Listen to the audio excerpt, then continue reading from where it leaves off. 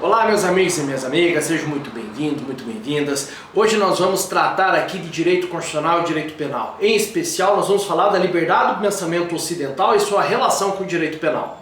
Hoje quem nos dá a honra da presença é Flávio Pansieri, professor de Direito Constitucional, fundador da Academia Brasileira de Direito Constitucional, a ABDConst, e também conselheiro federal da OAB. Você não perde por esperar, escolhe o seu vinho, pega a sua taça e vem conosco. Um brinde.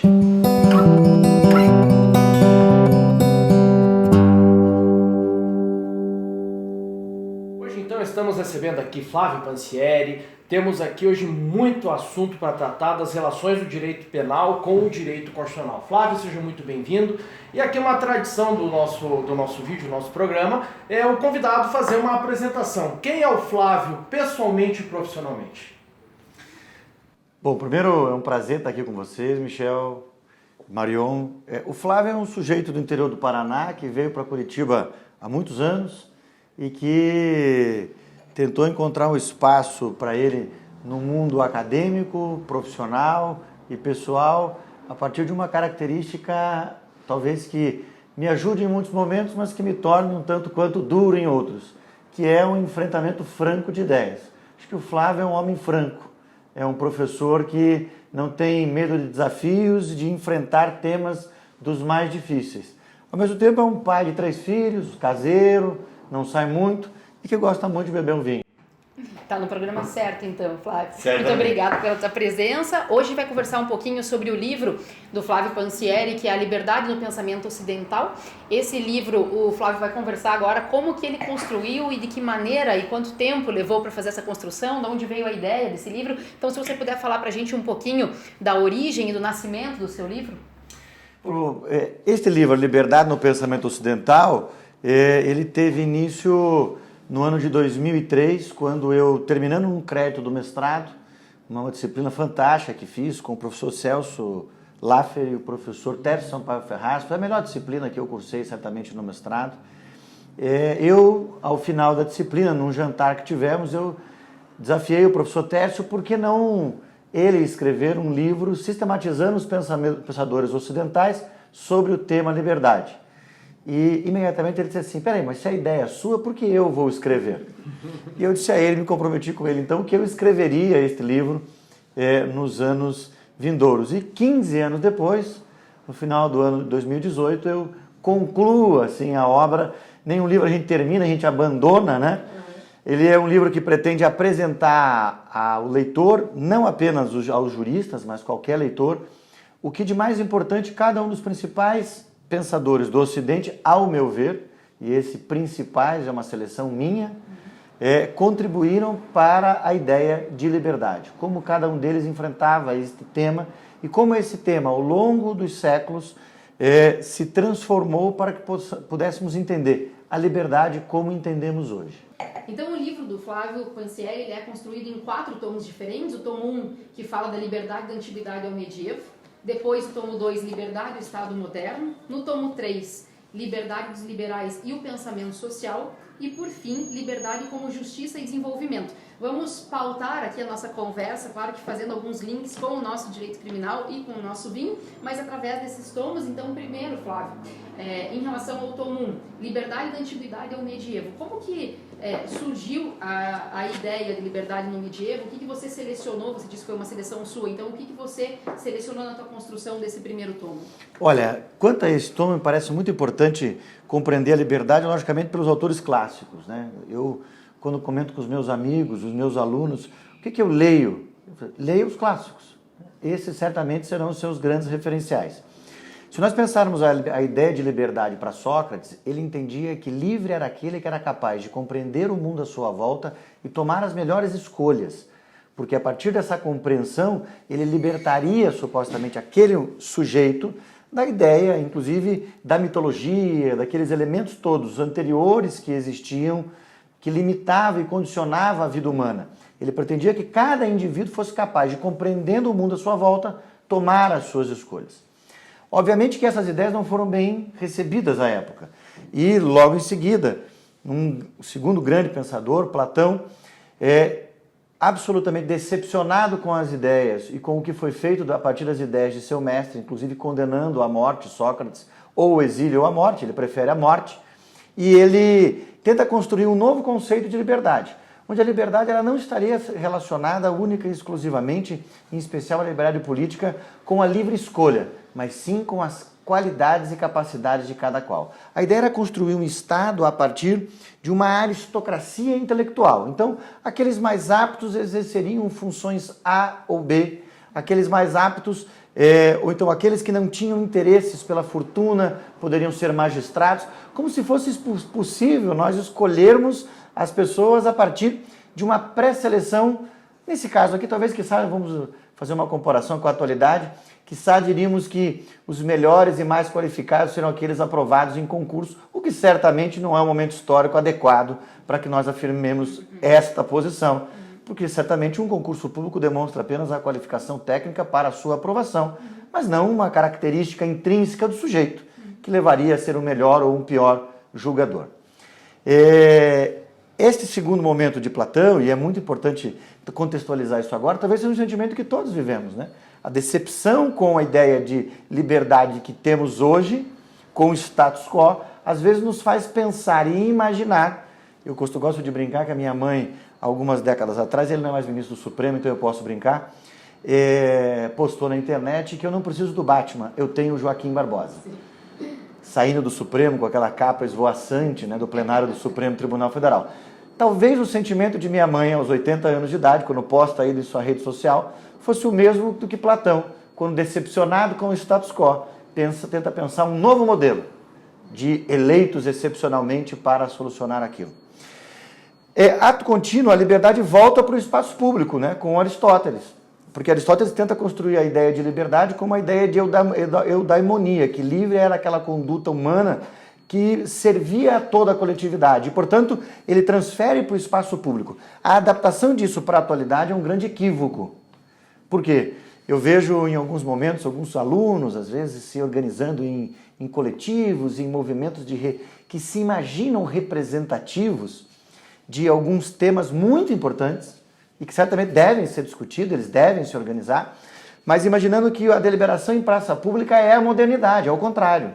A democracia representativa é a modernidade. E a ideia de uma deliberação em praça pública, ela traz dois problemas sérios. Os guetos, e é a expressão da Grécia Antiga, porque lá só participavam do debate em praça pública quem? Os homens livres, que tinham seus escravos para cuidar de seus afazeres e as mulheres para cuidar de sua casa.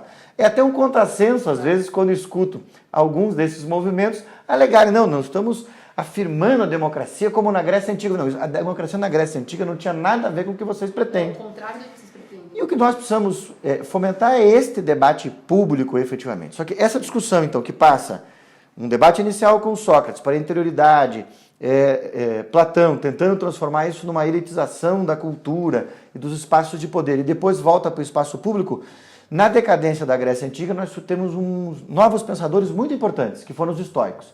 E eles, a partir talvez, quiçá, eu não posso fazer essa afirmação direta, mas lembrando um pouco a ideia de Sócrates, eles tentam construir a ideia de que livre é aquele que é capaz de compreender o mundo à sua volta e conter todas as suas paixões. Então, livre é aquele que é absolutamente consciente de todas as suas condutas. E eles idealizam uma conduta de tal forma que eles permitem, na Idade Média, a construção de um ideal de livre seria aquele que segue os caminhos de Deus. Né? Santo Tomás de Aquino e Santo Agostinho apresentam muito essa ideia, que Deus, alguém pode dizer, não, mas se Deus era onipresente, onisciente e onipotente, não existia liberdade, porque ele sabia as suas escolhas. Eles vão dizer que não. Ele sabe quais são todas as suas possibilidades de escolha, e você será livre quando escolher pelos caminhos do Senhor. E, portanto, ali se constrói, a partir dos estoicos, uma ideia de liberdade como ideal de viver, e na Idade Média se constrói uma liberdade a partir do bem e mal. E estes conceitos da Idade Média, de liberdade, de bem e mal, nos influenciam até este momento histórico. Aquilo que nós imaginamos como condutas positivas ou negativas. Eu posso dar como exemplo esse bom programa que nós temos e esta droga entorpecente que nós aqui estamos saboreando. Obviamente, não apenas porque ela é uma substância que nos permite um sabor apurado para aqueles que efetivamente gostam de degustar o vinho, mas também porque nos entorpece. E esta escolha da licitude, da adequação de conduta para usar esta droga, ela vem de uma ideia de bem e mal. porque talvez se estivéssemos aqui utilizando uma substância psicotrópica que vem em uma erva natural, certamente este programa teria uma audiência diversa e uma reflexão diversa. E uma consequência diversa. Eu costumo dizer que esta é a Idade Média nos influencia muito até hoje, esse conceito de bem e mal, e para o direito penal ela é essencial. Agora, Flávio, já que você entrou nesse tema sobre drogas, como que você vê a discussão do Supremo Tribunal Federal a respeito dessa legalização, aspas, de substâncias entorpecentes? Qual é a visão de um constitucionalista sobre isso? Olha, me parece que o Supremo Tribunal Federal, no que toca à sua capacidade de interpretar os dispositivos normativos, a jurisdição constitucional pode avançar em alguns temas para garantir novos direitos. É o que ela não pode interpretar para estabelecer novas hipóteses de restrições de direitos fundamentais sobre nenhum argumento, sobre nenhum conteúdo moral maior, que foram os conteúdos morais que permitiram todas as rupturas democráticas do planeta, inclusive no Brasil, a que tivemos em 1964.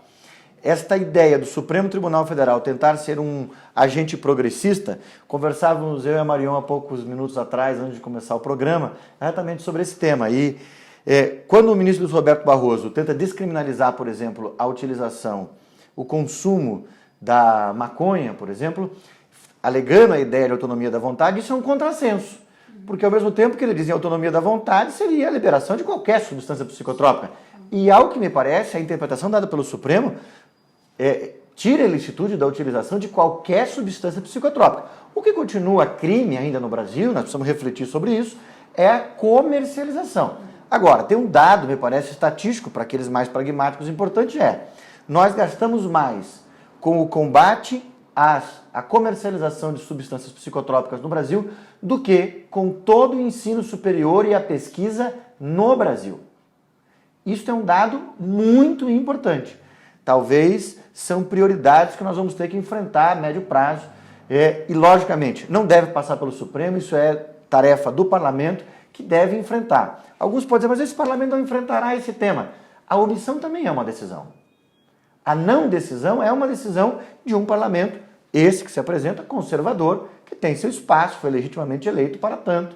E esses avanços e retrocessos são faces de uma mesma moeda que precisamos conviver. Esse ponto é interessante porque o Pansieri falou a respeito da questão constitucional e também, enfim, sob enfoque de liberdade, mas e pragmático, com estatísticas, mas dando um enfoque dogmático, é completamente contraditória essa decisão, e isso a gente também conversava há pouco, porque o Supremo ele começa discutindo essa questão da descriminalização da droga com base na conduta do sujeito. Ele começa discutindo se a conduta criminal é vender droga, claro que simplificando aqui, né, o artigo 28, mas entre aspas, né, consumir droga, não vender. Consumir droga, se isso é constitucional ou inconstitucional, e quando eles encerram a discussão, eles estão discutindo, na verdade, a lista da Anvisa.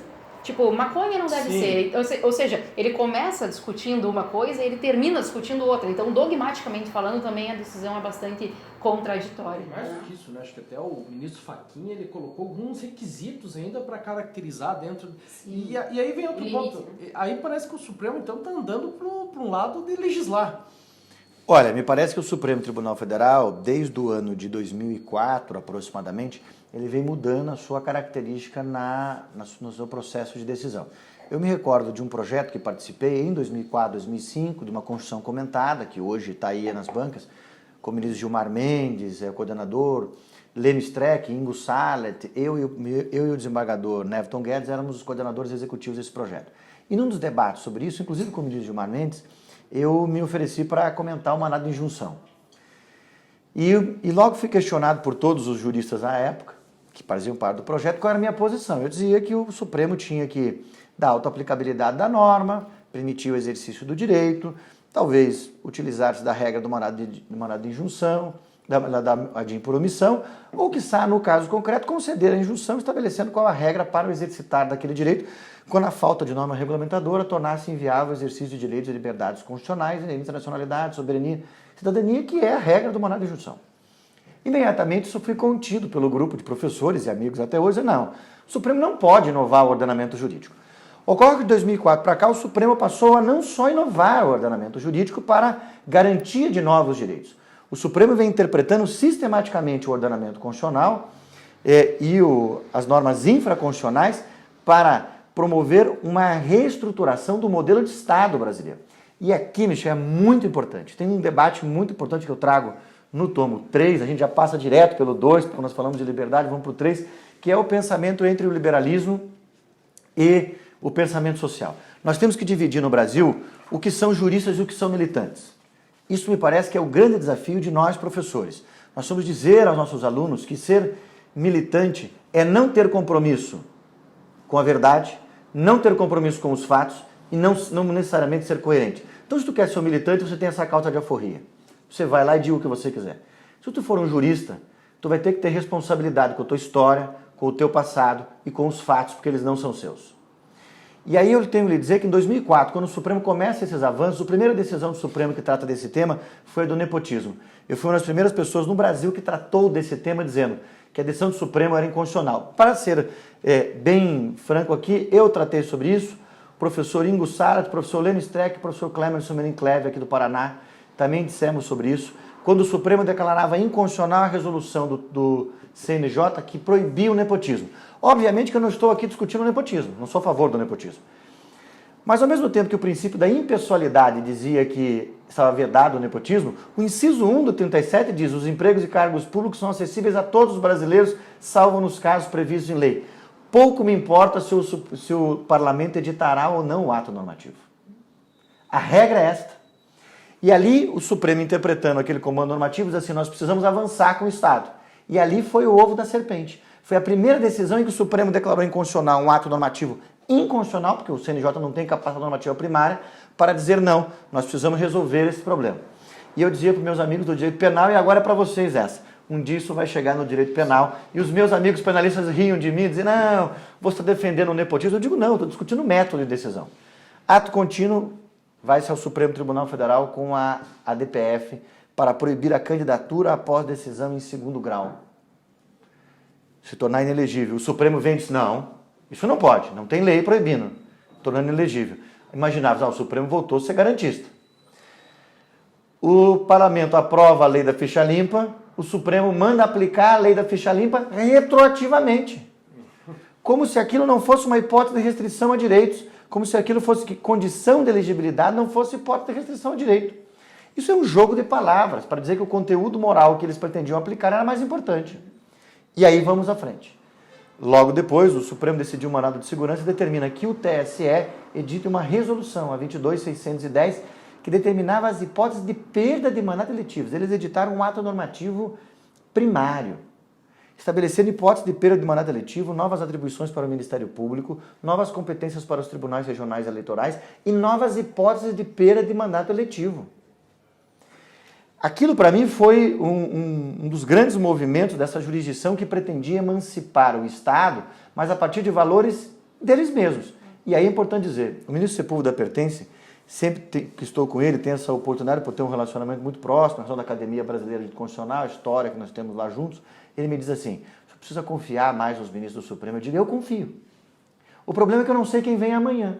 E aí chegou em vocês o direito penal, quando o Supremo Tribunal Federal, interpretando a Constituição, e obviamente que a Constituição não diz de forma expressa que só serão recolhidos presos após o trânsito em julgado da sentença penal condenatória. A Constituição fala que considerar-se-á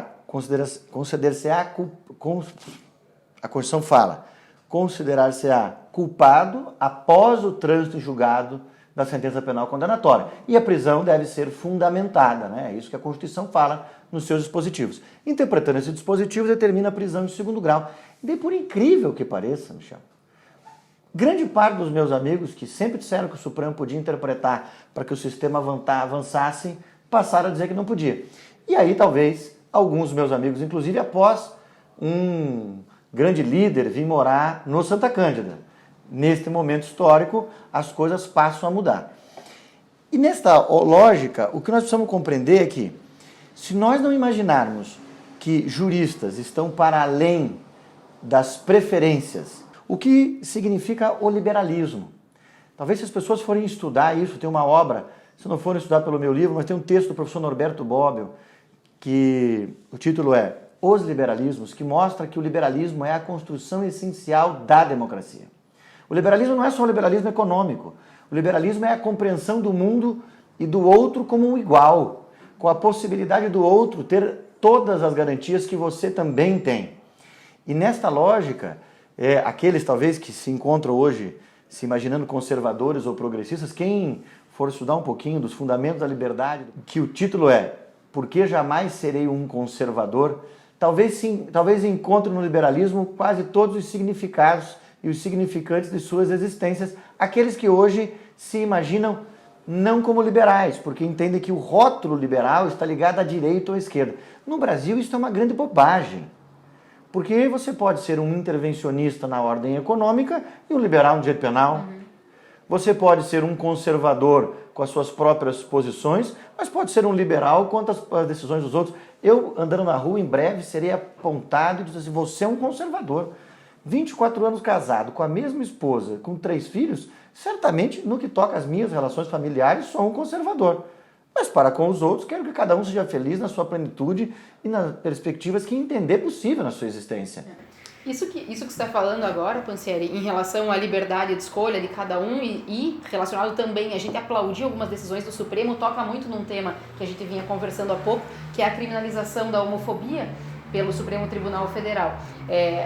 Claro, aqui tem um problema, e eu também sempre converso isso com o Rodrigo Chemin, que é nosso primeiro entrevistado do programa. Ele diz, essa é a grande falha. Quando o Supremo decide algo que você concorda, você não se importa muito para a forma como aquilo foi feito, e você aplaude. E isso, claro, cria um precedente, a partir do momento em que aí ele passa a ser possível que ele decida da mesma forma algo que você não concorde. A minha pergunta para você é, você vê um risco nessa decisão atual do Supremo Tribunal Federal agora, dia 13 de junho, se encerrou a discussão e dos 11 ministros, 10 votaram nesse sentido sobre a possibilidade de criminalização da homofobia. Você vê nisso um risco? Olha, me parece que este é um grande equívoco do Supremo Tribunal Federal e vou explicar o porquê. Para 2013 para 2014, eu, o professor Lênio Streck, o professor Ingo Salles, o professor Clemen, o professor Menin Cleve e o professor Jacinto Nelson Miranda Coutinho escrevemos um artigo criticando o parecer do Ministério Público Federal nesta ação lá atrás. E, obviamente, nós não estamos discutindo o mérito, porque, por certo, nós precisamos de uma tutela reforçada para grupos minoritários que ainda são discriminados, são violentados por suas escolhas, e isso é inadmissível na democracia. Ponto. Então, nós estamos de acordo com esse debate de uma tutela especial para alguns grupos. Ocorre que, nesse mesmo intuito de criarmos uma readequação do sistema e garantirmos valores maiores, o Supremo Tribunal Federal agora interpretou para criar uma nova hipótese de restrição a direito fundamental. Nós criamos um tipo penal por interpretação. Alguém vai dizer, pois professor, isso é muito bom, que coisa boa, nós agora resolvemos o problema. Eu queria pensar, como a minha preocupação sempre foi o método na jurisdição constitucional, vamos imaginar o seguinte, temos um presidente conservador, e isso faz parte da democracia, ora lá, ora lá cá. Esse presidente conservador pode ser reeleito, ficar 8 anos talvez no poder, e ele nomeará pelo menos 5 ministros do Supremo Tribunal Federal. Se algum incidente não ocorrer, ele não nomeia mais. Muito bem. Imaginemos que ele nomeie 6 ministros do Supremo Tribunal Federal, todos ultraconservadores. Se é possível ao Supremo Tribunal Federal interpretar para criar uma nova hipótese de restrição ao direito fundamental, por que não seria possível, por exemplo, o Supremo Tribunal Federal agora, numa próxima modelagem, interpretar para dizer, por exemplo, que uma conduta, por exemplo, a sodomia é crime. E criminalizar a conduta. Essa mesma conduta desse grupo minoritário. Ou seja, ou nós entendemos que este é um debate do parlamento com os erros e acertos, com os avanços e retrocessos. Porque este debate é um debate do espaço público. Esse debate não se dá no silêncio, ele se dá no enfrentamento de ideias, no espaço público, nos movimentos que devem ser organizados por esses grupos minoritários que se acreditam minoritários. Eu costumo afirmar que eles são grupos minoritários, mas com discursos majoritários. Tanto é assim que o Supremo Tribunal Federal não teve coragem de enfrentar esta abordagem. E, a partir de um valor maior do sistema, decidiu pela criminalização. Lembrem-se, todas as rupturas democráticas da história da humanidade vieram por valores maiores do sistema. E a minha pergunta é, quem julgará amanhã no Supremo Tribunal Federal? E sabe que é muito contraditório, eu estava estudando os votos dos ministros, nesse caso, da criminalização da homofobia, e eles dizem que há uma exigência para o Congresso para que eles criminalizem especificamente a matéria, e que até lá eles vão usar essa analogia com o racismo. Só que eles não querem usar essa palavra, analogia, justamente por uma questão de legalidade. Sim. Aí eles dizem, não, na verdade a gente está interpretando o racismo de uma forma ampla e dizendo que discriminação é discriminação de todos os tipos. Mas veja como é incoerente. Se você está interpretando desta forma, conforme a Constituição, você não precisa dizer para o Congresso fazer. Porque se você já está interpretando e dizendo que o racismo, isso abrange todas essas discriminações, você não precisa de uma nova lei. Então, assim, foi uma certa incoerência nessa decisão também. Mas eu tenho dito que, ultimamente, o primeiro presidente do Supremo, o próximo presidente do Supremo que tiver coragem de acabar com a TV Justiça, transmite depois, não ao vivo mais. E na primeira posição que ele tiver, ele disser que este ou aquele tema é de competência do Supremo, é de competência do Parlamento, será lembrado como um dos grandes ministros do Supremo. A jurisdição constitucional avançou para além do espaço, ao meu ver, que deveria. Nós precisamos de um modelo de autocontenção. Está na hora da jurisdição constitucional auxiliar a revitalizar o papel do Congresso Nacional. Nós precisamos enfrentar todos esses temas no Congresso Nacional de forma franca, de forma direta. Mas o país é conservador. Bom, então se o país é conservador, me parece que o parlamento será conservador, né? Nós vivemos isso. Então, esta é a essência da democracia que me parece fundamental. Vivemos hoje nessa ideia de liberdade atual, que no último tomo do livro eu trabalho, que a ideia de justiça, liberdade e desenvolvimento, numa ideia de que livre é aquele que participa.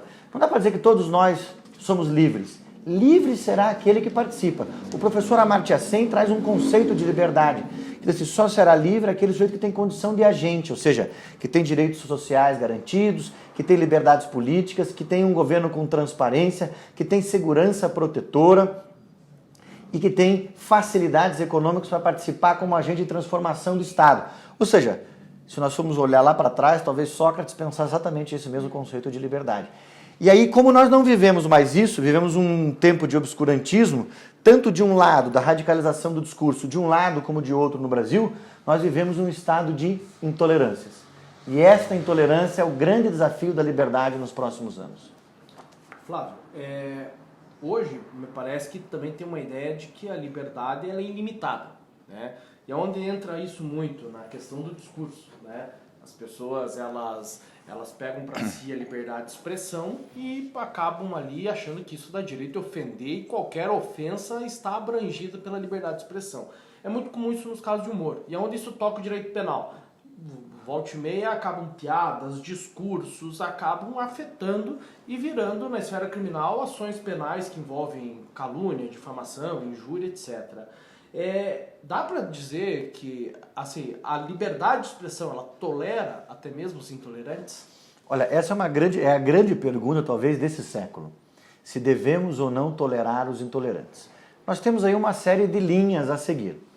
Eu prefiro ficar com a escolha do professor Norberto Bobbio, que é a minha.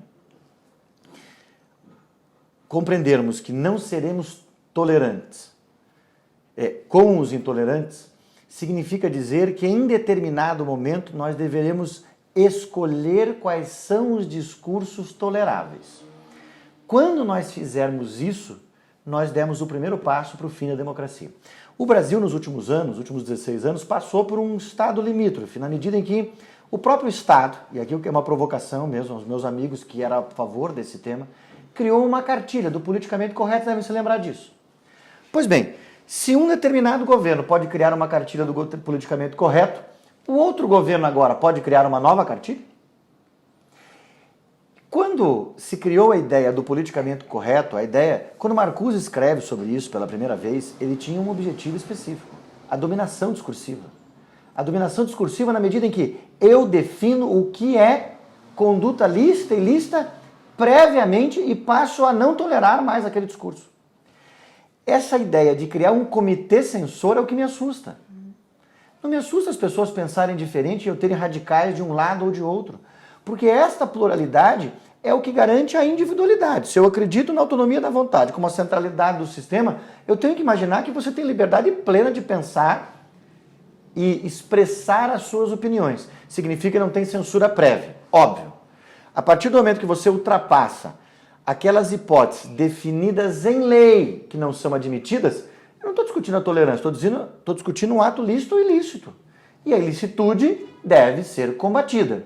Agora, não é possível que eu controle os discursos válidos ou não. Não é possível, por exemplo, que eu não possa imaginar que algum discurso ultraprogressista não seja válido. Eu vou lhe dar um exemplo do discurso abominável, ao meu ver, sobre o discurso progressista. Eu fui convidado há algum tempo atrás a participar de um debate sobre a descriminalização da pedofilia, porque alguns psicólogos atualmente entendem que a pedofilia não é um crime, é uma doença psíquica. Para mim, esse debate é abominável. Não há outro crime tão cruel quanto este. Essas pessoas deviam ter penas muito mais intensas. Esta é a minha posição. Mas o fato de eu entender que essa conduta seja abominável não pode passar pela minha cabeça que esse debate não seja lícito. Vocês são um pouco mais jovens do que eu, mas na década de 90 em Curitiba tinha uma banda que sempre vinha tocar, que era o Planet Hemp, que tocava uma música chamada Legalize Já, Legalize Já.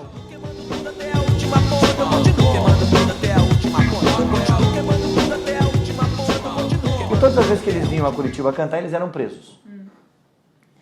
Como será possível nós impedirmos que alguém discuta um tema? Seja na forma de uma música ou numa sátira. Não pode ser muito longe. Até pouco tempo atrás, Marcha da Maconha tinha... Era... pedido do Ministério Público. Exatamente. E aí nós temos que pensar... Só que, veja, a autorização para o discurso progressista ilimitado é a mesma autorização para um discurso conservador ilimitado. São faces de uma mesma moeda que, na ideia de alteridade, ora se revezam no poder. Se eu não compreender isso, porque o que acontece? Hoje no Brasil, há uma suposta ideia de que a verdade está com os progressistas. E que os conservadores não podem tentar impor agora ou estabelecer... Por que não? É a velha assertiva, né? Posso não concordar com o que você fala, mas vou defender até o fim o direito de você dizer, basicamente. Exatamente. Isso, né? Tem uma passagem do Hamlet que eu gosto sempre de lembrar, que diz assim: o mal no outro é o medo de si mesmo. E por isso eu tento controlar tanto os discursos. Isso tem muito a ver com o nosso programa passado da psicanálise. Assista ao nosso verdade. programa de psicanálise que você vai gostar. Em relação a essa questão do punitivismo. O nosso tempo, infelizmente, está se esgotando. Nosso câmera já está me dando N sinais aqui. O papo, quando é bom, acontece isso. A gente nem vê passar. Então, só, Pansieri, antes de encerrar, a gente conversou bastante sobre o seu livro, que recomendo a todos, e também todos os cruzamentos com o direito penal, mas eu quero saber um pouquinho da tua relação com o vinho. Esse livro foi escrito em 15 anos, você confidenciou para nós, mas foi acompanhado de muito vinho, pouco vinho? Qual que é a tua relação? Como é que é? A minha relação do vinho é uma relação de absoluta fidelidade com o vinho. Na medida em que conservo as minhas relações, conservo a relação com o vinho há muito tempo, tentando estabelecer uma certa moderação na quantidade, até para que não se perca a beleza que ele possa produzir na sensação seguinte às doses adequadas. Mas o vinho certamente é um elemento de união, de liberdade, de expressão, um pouco, para mim, uma questão até relacionada a uma questão cultural da minha origem, né, da tradição de uma família italiana. Então, o vinho, para mim, traz essas características muito importantes, que é de união, de festa, de alegria, de felicidade, mas também, quando você trava, eu não sei mais como vou terminar esse capítulo, às vezes o vinho pode lhe permitir, um bom conselheiro, lhe permitir saídas pouco ortodoxas também. Flávio, as duas últimas perguntas aqui para encerrar. Primeiro, a tua fidelidade tem a fidelidade com a uva também? Tem alguma que só toma aquela uva? E o segundo que a gente sempre pede aqui para se indicar um bom vinho aí para o pessoal que assiste a gente. Olha, eu sou de fases, então, quanto ao vinho, eu tenho experiências. E essas experiências, às vezes eu até talvez tenho refletido sobre isso, já que falamos em psicanálise no último programa, se as minhas percepções do vinho não estão relacionadas aos bons momentos que vivi, muitas vezes com amigos. Então, se eu pudesse sugerir aqui um bom vinho aos colegas, tem uma adega, pequena adega no Chile, que se chama, uma vinícola chamada El Principal, e ela tem 2 vinhos muito interessantes. Um deles, o Memórias, o Memórias é um vinho de entrada, é um excelente vinho, e ela tem o El Principal, que é um vinho mais elaborado, é um vinho... ambos não são vinhos de uma única uva, eles são blends construídos por essa vinícola, e me parece que vão permitir aqueles que já são apreciadores de um bom vinho, um vinho honesto, que você talvez no El Principal tenha que fazer um certo esforço, mas esse esforço certamente será recompensado gota a gota deste importante vinho, e eu acho que se eu posso dizer que nesse momento eu estou enamorado pela vinícola El Principal. Olha só. Marion, Então só fica antes, aqui a dica.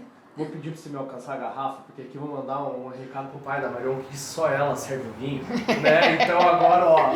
Aí, pai, pronto. É o Michel que está servindo. Eu tô servindo o vinho, o pai da Marion falou, ele tem que servir o vinho, então tá bom, eu tô servindo o vinho aqui pra...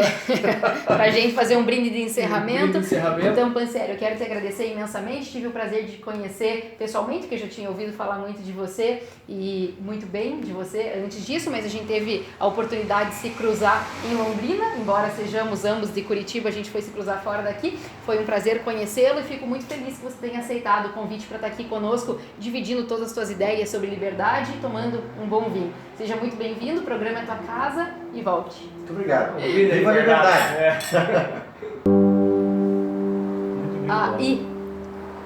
Muito. Olá, aqui é a Tati, tudo bem? O vinho que acompanhou a conversa de hoje é o Errázuriz Max Reserva Merlot Safra 2016, um vinho para quando o assunto é sério. Este vinho é sóbrio, intenso e delicioso, como todo bom vinho chileno deve ser. E seguindo a indicação do nosso convidado Pansieri, apresento para vocês o Memórias, da vinha El Principal, também do Chile. Um vinho robusto, marcante e que, como o espiral da vida estampado no rótulo, ele evolui a cada gole. Fica a dica. Tchau. Primeiro take, Marion e Michel. Acordem! Atenção.